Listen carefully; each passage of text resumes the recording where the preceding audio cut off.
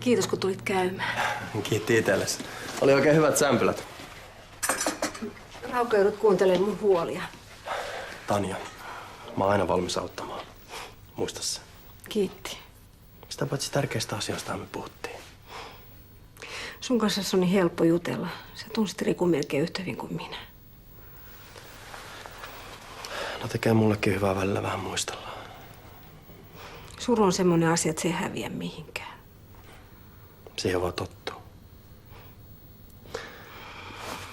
Pärjät sä yksin? Oon mä tähänkin asti pärjännyt. Hei, soita sit heti, jos alkaa ahdistaa. Ihan vaikka keskellä yötä. Eihän mä nyt. Hei. Mä tiedän millaista on, kun valvoo yksin kotona ja miettii samoja asioita. Tiedätkö? Et uskoskaan, mitä kaikkea on tullut mietittyä. Kiitos vielä kerran.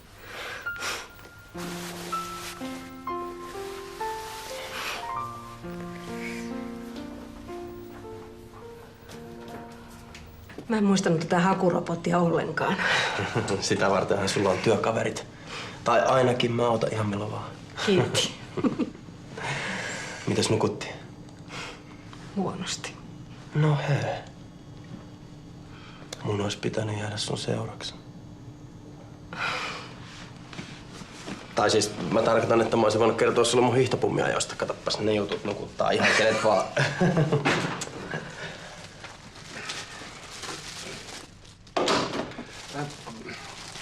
Mä nyt hoidin tän Sievisen kimpun.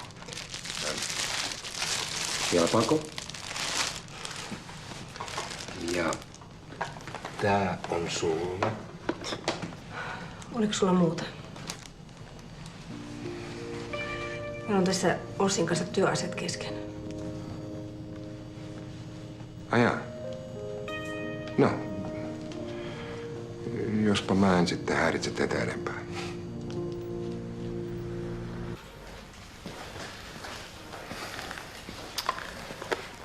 Mä toin kuitenkin nää. Laita siihen pöydälle.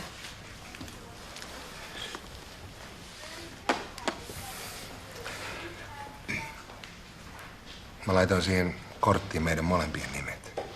Ehkä sä myös maksat oman osuutesi niistä kukista. Joo, totta kai. Ja mähän voi ostaa vaikka omat. Ehkä ne olisi parasta. No, hyvä on sitten.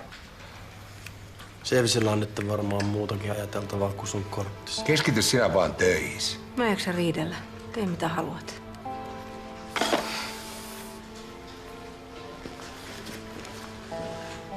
No nyt meni taas kuule maailmankirjat sekasi.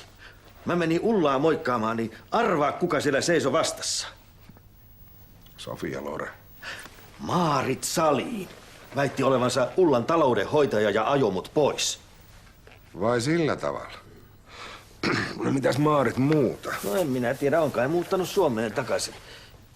Eikä sun pitäisi valmistautua siihen muistotilaisuuteen? Mua ei siellä kaivata.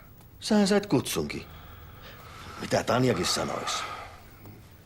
Olis vaan tyytyväinen. Älä vaan sano, että sä et ole vieläkään kertonut Tanjalle sun rahahuolista. No, ei ole tullut tilaisuutta. Ja Tanja teki mulle erittäin selväksi sen, että se haluaa mennä Sievisille yksin. Kyllä sä toisinaan oot aika tollo. Etkö sä ymmärrä, että silloin just ihminen kaipaa eniten tukea, kun se väittää päinvastasta? Puhuu perhesuhdeterapian kehittäjä Seppo Taalasma. No varmasti Tanja haluaa sut tänään sinne. Toistenne seurassa kummankaan ei tarvitse selitellä surua, kun toinen tietää, miltä toisesta tuntuu. Moi. Mä ajattelin saattaa sut Sievisille, jos sopii. Kiitti. Odotpa sitten vähän aikaa. Jaksat sä nyt varmaan lähteä? Pakko. Kun mä voisin jotenkin auttaa Paulaa. Kukaan ei varmasti loukkaannut, jos et sä mee. Toinen äiti voi tietää, mitä Paula nyt käy läpi. Ja just sen takia Paula kyllä ymmärtää, miten vaikeaa sun on mennä. Ismoa kiinnostaa rahapelit. Kiinnostaako suakin? Jos kiinnostaa, niin kasinoklubilta tulet löytämään tän hetken parhaat nettikasinot parhailla bonuksilla. Löytyy ilmaiskierroksia ilman kierrätystä, suuria talletusbonuksia ja isolla ja muitakin hyviä bonareita. Eli jos sua kiinnostaa löytää joku luotettava nettikasino, johon saat hyvän bonarin, käy tsekkaamassa kasinoklubi.org. Heli lukee adressit, mutta pitäisitkö sä puheen? Mä en pysty. Annika ei halunnut mitään surupuheita. Mutta mä haluan.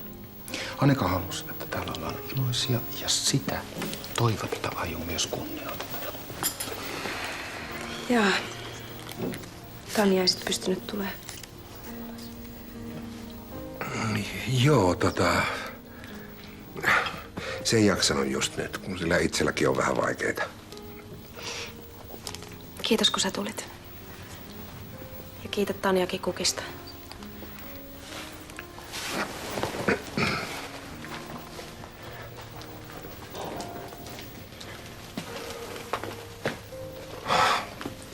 Tämä on vastaaja.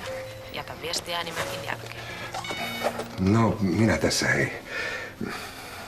Mä soitan, kun mä haluaisin pyytää sulta anteeksi sitä tämän päivästä. Sulla varmaan on tosi kurja olo just nyt. Niin on kuule mullakin. Toivottavasti nähdään pian. No, hei hei.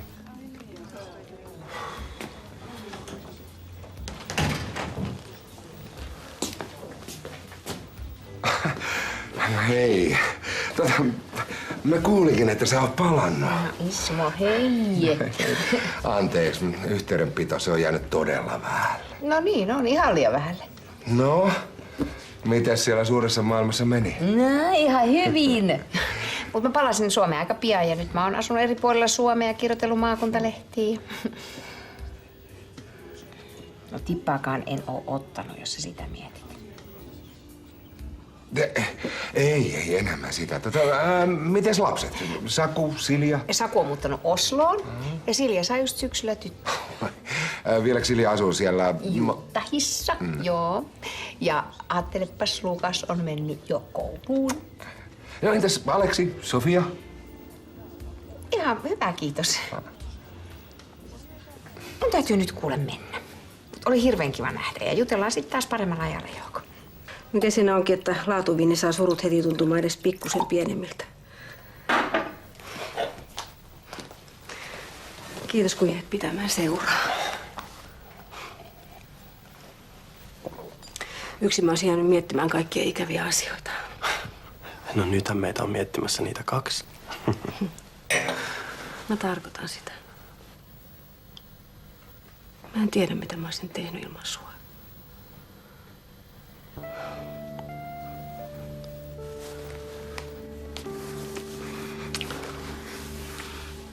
Tämä on vastaaja. Jätä viestiä äänimerkin jälkeen.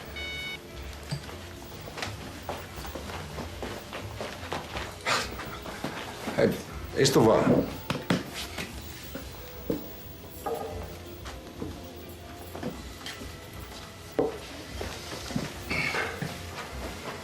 Taisi olla liikaa ihmisten hymistely ja surunvalittelut. Muista kun Miia hautajaisissa. Mun teki mieli vaan huutaa kaikille, että lähtekää ja jättäkää. Mä en jaksa puhua siitä.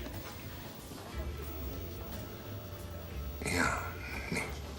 No, jospa mä nyt tästä lähdenkin sitten. Ois samanlainen Ismo.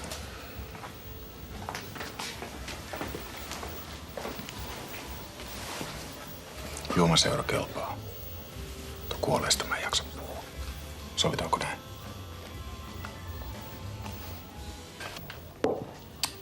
Ja sit siellä Eritreassa, kun tultiin, niin siellä nyt ei sit taas tiedä yhtään, miten sieltä tuli vastaan. Kuka tahansa, joka tuli vastaan, pystyy olemaan joku tappaja tai ystävä. Taisi olla hengenmeno monta kertaa lähellä. Mä olin päällystöä. Se on kuoleman rankka paikka. Koskipa se sitten vierasta tai omaa perhettä. Se on, kun kriisi tulee vastaan, niin täytyy vaan mennä eteenpäin. Ei saa jäädä poteroon vinkumaan. Mutta siviilissä se on vähän eri asia. Kun Mia kuoli, niin mulla oli aikaa jopa hyvästellä se. Ja silti mä olin vähällä menettää järkeä. Annika taas se lähti. Nyt me lähdetään johonkin toiseen baariin. Täällä rupeaa olemaan tunnelma. Sanonko mä mistä?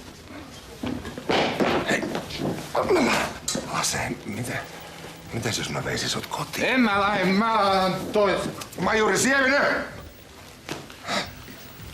Hei, sun kohdalla taitaa aina tulla jokin